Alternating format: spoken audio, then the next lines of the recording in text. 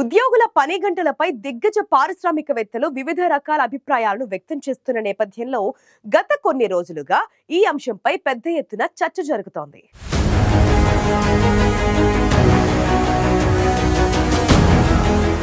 ఉద్యోగుల పని గంటలపై పారిశ్రామికవేత్తలతో పాటు పలువురు రాజకీయ ప్రముఖులు సైతం తమ అభిప్రాయాలను వ్యక్తం చేస్తున్నారు. తాజాగా దీనిపై స్పందించిన ఎస్పీ చీఫ్ అఖిలేష్ యాదవ్ కీలక సూచనలు చేశారు.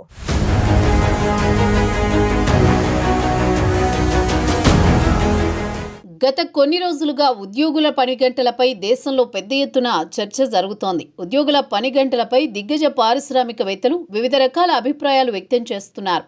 దీనిపై తాజాగా సమాజ్వాదీ పార్టీ అధినేత అఖిలేష్ యాదవ్ స్పందించారు. ఉద్యోగుల వారానికి 90 గంటలు పనిచేయాలని సలహా ఇస్తున్న వారు మనుషుల గురించి కాకుండా రోబోల గురించి మాట్లాడడం లేదు కదా. ఎందుకంటే మనుషులైతే భావోద్వేగాలతో మెలగాలని, కుటుంబంతో కలిసి జీవించాలని అనుకుంటారని అఖిలేష్ యాదవ్ అభిప్రాయపడ్డారు. ఎవరో కొద్ది మందికి కాకుండా దేశ ప్రజలందరికీ లబ్ధి చేకూర్చేదే నిజమైన ఆర్థిక పురోగతి అని అఖిలేష్ యాదవ్ అన్నారు. ఏ పనిలో అయినా నాణ్యత ముఖ్యమని పేర్కొన్న అఖిలేష్, ఉన్నత హోదాలో కూర్చున్న వ్యక్తులు యువత పడే శ్రమ గురించి గరిష్ట ప్రయోజనం పొందుతున్నారన్నది నిజమని, అందుకే వారానికి 90 గంటలు పనిచేయాలంటూ ఆచరణకు వీలు కాని సలహాలిస్తుంటారని అఖిలేష్ పేర్కొన్నారు. ఆర్థిక ప్రయోజనాలు అందరికీ అందడమే నిజమైన ఆర్థిక న్యాయం. ఈ ప్రభుత్వ హయాంలో అది సాధ్యం కాదని ఎక్స్ వేదికగా కేంద్రంపై విమర్శలు గుప్పించారు అఖిలేష్ యాదవ్.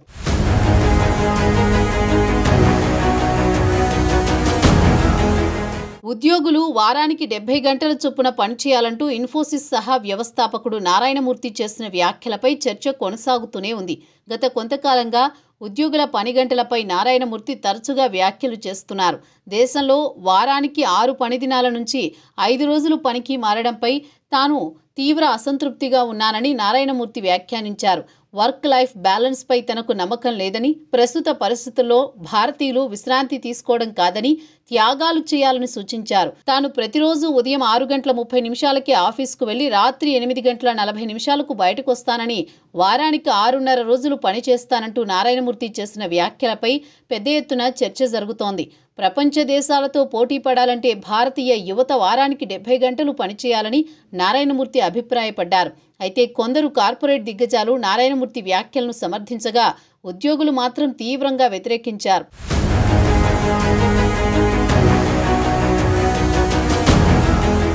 మరోవైపు ఎల్&టీ చైర్మన్ ఎస్ఎన్ సుబ్రహ్మణ్యన్ మరో అడుగు ముందుకు వేసి ఉద్యోగులు వారానికి 90 గంటలు పనిచేయాలని సూచించారు.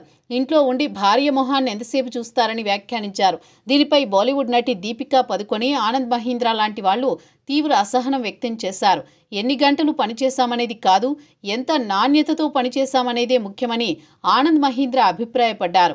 సుదీర్ఘంగా పనిచేయడం అనేది అర్ధరహితమని, దానికి బదులు సమర్థతపై దృష్టి పెట్టాలంటూ కాంగ్రెస్ ఎంపీ కార్తీ చిదంబరం అభిప్రాయపడ్డారు. అసమర్థమైన, నాసిరకం మౌలిక సదుపాయాలు, సౌకర్యాలను ఎదుర్కొంటూ మన రోజువారీ జీవితం ఒక పోరాటంలా సాగుతోందని, మంచి సామాజిక క్రమం, సామరస్య పరిస్థితుల కోసం వర్క్ బ్యాలెన్స్ అనేది చాలా ముఖ్యమని కార్తీ చిదంబరం అన్నారు. వాస్తవానికి మనం వారానికి 4 రోజులు పని విధానానికి మారాలని, సోమవారం మధ్యాహ్నం 12 గంటల నుంచి శుక్రవారం మధ్యాహ్నం 2 గంటలకల్లా పని ముగించాలంటూ కాంగ్రెస్ ఎంపీ కార్తీ చిదంబరం చేసిన వ్యాఖ్యలపై కూడా పెద్ద చర్చనే జరిగింది.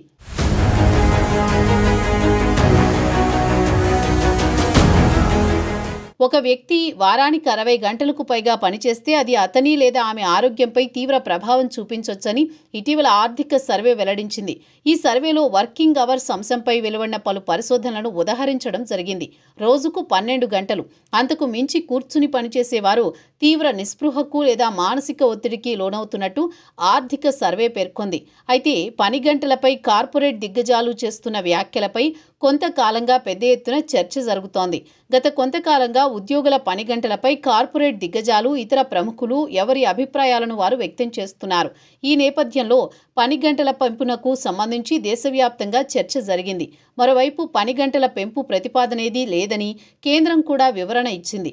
ఈ క్రమంలో తాజాగా ఎస్పీ చీఫ్ అఖిలేష్ యాదవ్ సైతం దీనిపై తనదైన శైలిలో స్పందించి పని గంటలపై తన అభిప్రాయాన్ని వెల్లడించారు.